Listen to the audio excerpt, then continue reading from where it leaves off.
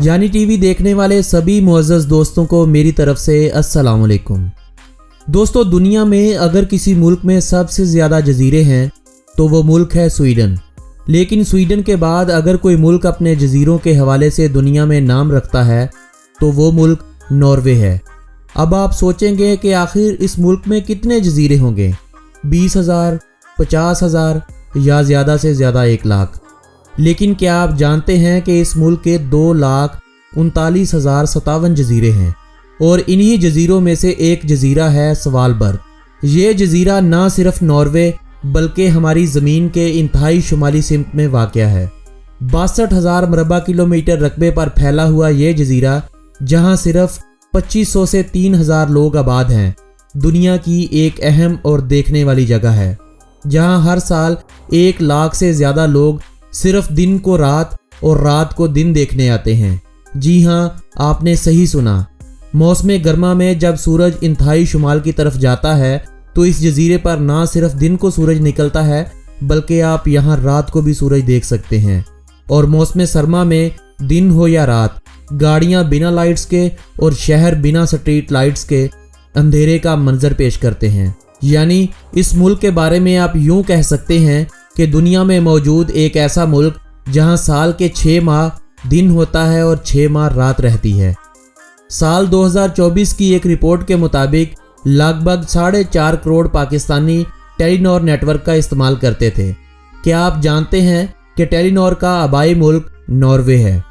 चंद दहाइयाँ कबल ये मुल्क छोटे बड़े जजीरों पर आबाद था, लेकिन आज आपको इस मुल्क के एक जजीरे से दूसरे जजीरे पर जाना हो तो आप अपनी गाड़ी पर जा सकते हैं। साहिल पर पहुंचते हैं या तो आप एक ब्रिज से दूसरे जजीरे पर जा सकते हैं या अंडर वाटर टनल के ज़रिए, लेकिन शर्त यह है कि गाड़ी आपके पास होनी चाहिए। सिर्फ चंद एक जजीरों के जो नॉर्वे की मेन आबादी से कई सौ किलोमीटर दूर है, वहां जाना आज भी कश्तियों के ज़रिए ही मुमकिन है। नॉर्वे की तरक्की का अंदाज़ा आप इस बात से लगा लें कि यहाँ सिर्फ रेलवे के लिए 697 टनल्स और 2,760 ब्रिजेस बनाए गए हैं, जबकि सड़कों के लिए 1100 से ज़्यादा टनल और 17,000 से ज़ायद ब्रिजेस बनाए गए हैं। दुनिया की सबसे लंबी रोड टनल इसी मुल्क नॉर्वे में बनाई गई है, जिसकी लंबाई 24.5 किलोमीटर है। सिर्फ यही नहीं, आप इस वीडियो में नॉर्वे की सैर के साथ साथ नॉर्वे के बारे में बहुत सी ऐसी बातें जानेंगे जो यकीनन आप आज से पहले नहीं जानते होंगे। वीडियो में आगे बढ़ने से कबल मेरी आप दोस्तों से गुजारिश है कि अगर आपने अभी तक जानी टीवी चैनल को सब्सक्राइब नहीं किया तो जल्दी से इस चैनल को सब्सक्राइब कर लें ताकि कोई भी नई आने वाली वीडियो आप दोस्तों की पहुंच से मिस ना हो जाए।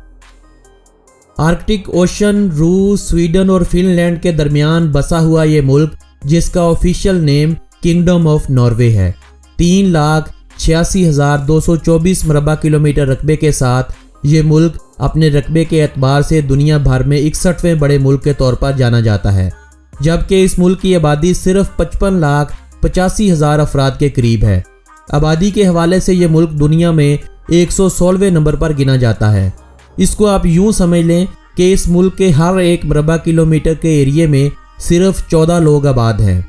नॉर्वे की अगर तारीख की बात की जाए तो इस मुल्क की ये तारीख रही है कि बाहर से आकर किसी भी मुल्क ने यहाँ पर हुकूमत नहीं की, बल्कि मुकामी कबाइल और बस्तियों से यहाँ हुकूमतें वजूद में आती रही हैं। कभी नॉर्वे, स्वीडन और डेनमार्क इत्तेहाद करते तो कभी नॉर्वे और स्वीडन। नॉर्वे ने किसी भी मुल्क से आखिरी इत्तेहाद सन 1905 के बाद नहीं किया।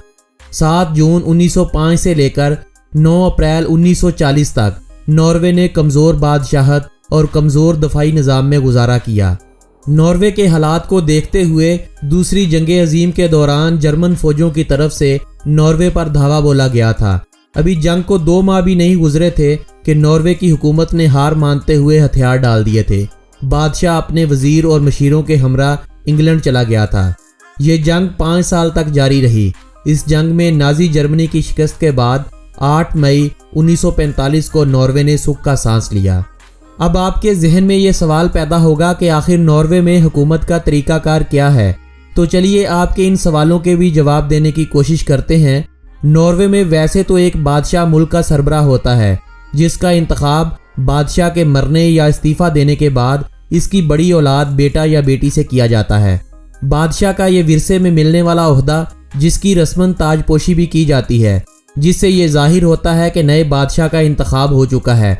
कोई भी कानून पास करना हो, बादशाह के दस्तखत के बगैर कानून नाफिज नहीं होता, लेकिन बादशाह के पास कानून बनाने और हुकूमत को बरतरफ करने का इख्तियार बिल्कुल नहीं होता। यहाँ भी नुमाइंदे वोट के ज़रिए चुने जाते हैं, जिसमें अक्सरियत हासिल करने वाली जमात या इत्तेहादी मिलकर हुकूमत बनाते हैं। नॉर्वे के आइन के मुताबिक हर 4 साल बाद इलेक्शन होते हैं। नए वज़ीर आज़म का इंतखाब किया जाता है, लेकिन किसी भी वज़ीर आज़म के पास ये इख्तियार नहीं होता कि वो वक्त से पहले असम्बली तहलील कर दें। यानी नॉर्वे में कुछ भी हो जाए, 4 साल की मुद्दत पूरी होने से पहले इलेक्शन नहीं करवाए जा सकते। नॉर्वे के अगर मज़ाहब की बात की जाए तो इस मुल्क की 75% आबादी मसीही है। दूसरा सबसे बड़ा मज़हब यहाँ इस्लाम है। मुसलमानों की आबादी यहाँ 2 लाख से ज़ायद है। इस्लाम के बाद तीसरा बड़ा मज़हब यहाँ बुद्धिज़्म है। 0.40% लोग बुद्धिज़्म, 0.21% यहाँ हिंदू भी आबाद हैं, जबकि बाकी आबादी किसी भी मज़हब को फॉलो नहीं करती। नॉर्वे दुनिया के उन चंद मुल्कों में से एक है जहाँ किसी भी शख्स को अपना मज़हब तब्दील करने के लिए मुकम्मल आज़ादी हासिल है। नॉर्वे दुनिया के उन चंद मुल्कों में से एक है जहाँ पर लिटरेसी रेट 100% है। इस मुल्क में आप अपने बच्चे को 6 साल की उम्र से पहले स्कूल में दाखिल नहीं करवा सकते। इस मुल्क में प्राइमरी से लेकर यूनिवर्सिटियों तक मुफ्त तालीम दी जाती है। ना सिर्फ नॉर्वे के शहरी बल्कि दूसरी दुनिया के लोग भी नॉर्वे में मुफ्त तालीम हासिल करने के लिए यहाँ का इंतखाब करते हैं। इसके लिए आपको यूनिवर्सिटियों की वेबसाइट पर जाकर दाखिले के लिए अप्लाई करना होता है।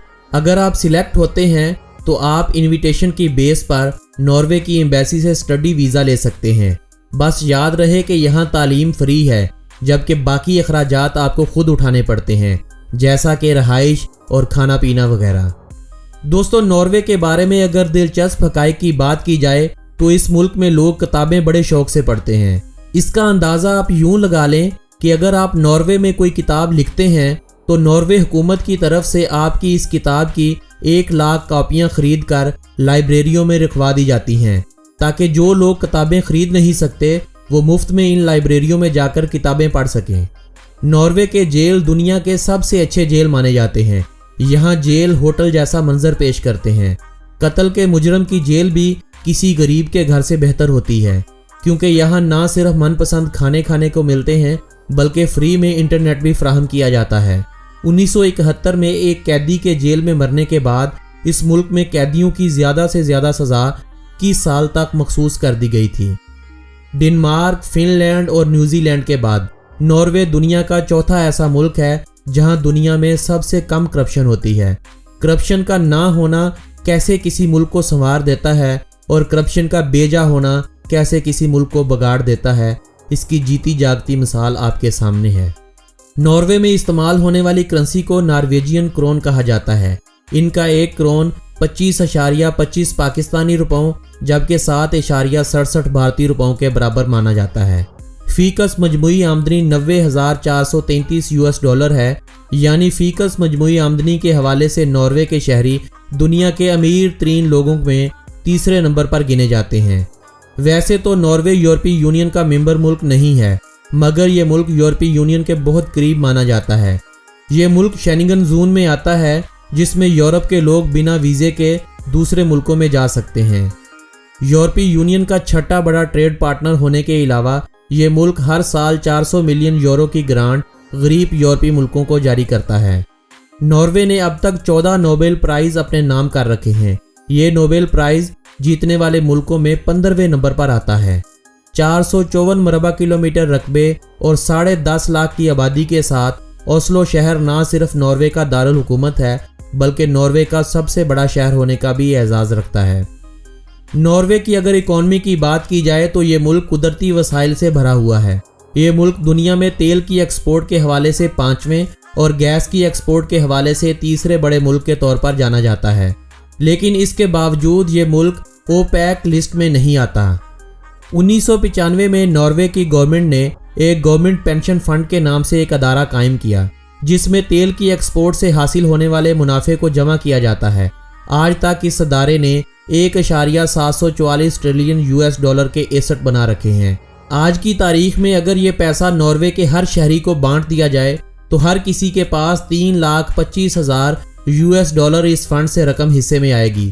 چونکہ یہ فنڈ ناروے کے لوگوں کے مستقبل کے لیے ہے اور حکومت ان پیسوں کا استعمال نہیں کر سکتی، اس لیے حکومت اور اپوزیشن کے درمیان یہ فنڈ ایک مسئلہ بنا ہوا ہے۔ ناروے میں 1000 سے زائد دریا ہیں۔ کئی دریا ایسے ہیں جو چند کلومیٹر کے بعد سمندر میں جا گرتے ہیں، جبکہ اس ملک میں 14 ایسے دریا ہیں جن کی لمبائی 200 کلومیٹر سے زائد ہے۔ ناروے نے انہی دریاؤں پر بند باندھ کر اپنی ملکی ضرورت کے لیے بجلی پیدا کرنا شروع کی تھی، اور آج یہ ملک اپنی بجلی کی ضرورت کا تقریباً تمام حصہ ہائیڈرو انرجی سے پورا کرتا ہے۔ پٹرولیم اور گیس کے علاوہ یہ ملک ٹورزم، فشنگ، کیمیکل اور ایگریکلچر انڈسٹری سے پیسہ کماتا ہے۔ ناروے دنیا کا دوسرا بڑا سی فوڈ ایکسپورٹ کرنے والا ملک ہے اور دنیا کا 16واں بڑا سالمن مچھلی ایکسپورٹ کرنے والا ملک بھی ہے۔ یہ بات جان کر آپ حیران ہو جائیں گے کہ جب ناروے میں پہلی بار جہاز کو ہائی جیک کیا گیا تھا تو ہائی جیکر نے شراب کے بدلے میں ہتھیار ڈال دیے تھے۔ 2011 میں ناروے میں مکھن کا بحران پیدا ہو گیا تھا۔ اس وقت ناروے میں 1 پاؤ مکھن کی قیمت $50 سے بھی تجاوز کر گئی تھی۔ اس صورتحال کے پیش نظر اسمگلروں نے مکھن کی اسمگلنگ شروع کر دی تھی۔ ناروے میں کوئی بھی شخص اپنی آمدنی کو چھپا نہیں سکتا۔ یہی وجہ ہے کہ ناروے میں ہر کمانے والا شخص حکومت کو ٹیکس ادا کرتا ہے۔ ناروے نے ونٹر اولمپکس میں گولڈ، سلور اور کانسی کے میڈل دوسرے کسی بھی ملک سے زیادہ اپنے نام کر رکھے ہیں۔ موس ناروے کا قومی جانور ہے۔ کراس کنٹری سکینگ ناروے کا قومی کھیل ہے، جبکہ فٹ بال، اسکائی جمپنگ، آئس ہاکی اور ہینڈ بال بہت شوق سے کھیلی جانے والی کھیلیں ہیں۔ دی پرپل ہیٹر ناروے کا قومی پھول ہے اور سیپروس اس ملک کا قومی درخت ہونے کا اعزاز رکھتا ہے۔ +47 اس ملک کا کالنگ کوڈ ہے، جبکہ .NO اس ملک کا کنٹری ڈومین نیم ہے۔ اس ملک کے لوگ رہن سہن کے حوالے سے دنیا میں پہلے نمبر پر گنے جاتے ہیں۔ نارویجن اور سامی اس ملک کی 2 آفیشیل زبانیں ہیں، جبکہ وین رومانی اور سکیند رومانی اس ملک کی قومی زبانوں کا درجہ رکھتی ہیں۔ انگلش اس ملک کی قومی زبان تو نہیں ہے، لیکن اس کے باوجود ملک کی 90% آبادی انگلش بول سکتی ہے۔ نارویجین لوگوں کو بہترین انگلش بولنے والوں میں گنا جاتا ہے۔ 5,500 کلومیٹر ہوائی سفر کی دوری پر واقع یہ ملک پاکستان سے وقت کے لحاظ سے 4 گھنٹے پیچھے ہے۔ دونوں ملکوں کے درمیان اچھے تعلقات ہیں۔ ناروے کی ایک ایمبیسی اسلام آباد میں اور ایک قونصلیٹ آفس لاہور میں بھی قائم ہے۔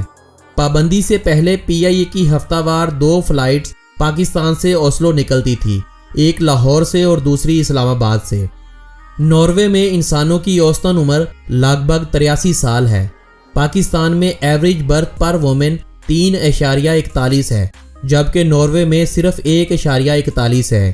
یہی وجہ ہے کہ ناروے کی حکومت نئے پیدا ہونے والے بچے پر عورت کو پوری تنخواہ کے ساتھ ساتھ 10.5 ماہ کی چھٹی بھی دیتی ہے، لیکن اگر کوئی عورت اپنی چھٹی کو 13 مہینے تک کرنا چاہے تو پھر اس کی سیلری سے 20% کٹ لیا جاتا ہے، جبکہ پیدا ہونے والے بچے کے باپ کو بھی 2 مہینے کی چھٹی ملتی ہے۔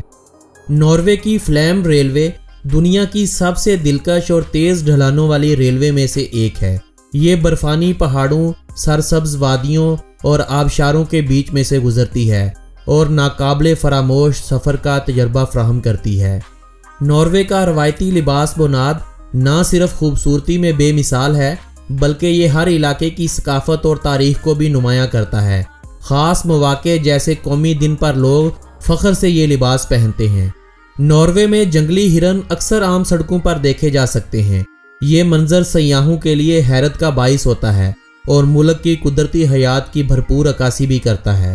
ناروے میں کافی پینے کا کلچر بہت مشہور ہے۔ ناروے دنیا کے ان ملکوں میں شامل ہے جہاں فی کس سب سے زیادہ کافی استعمال کی جاتی ہے۔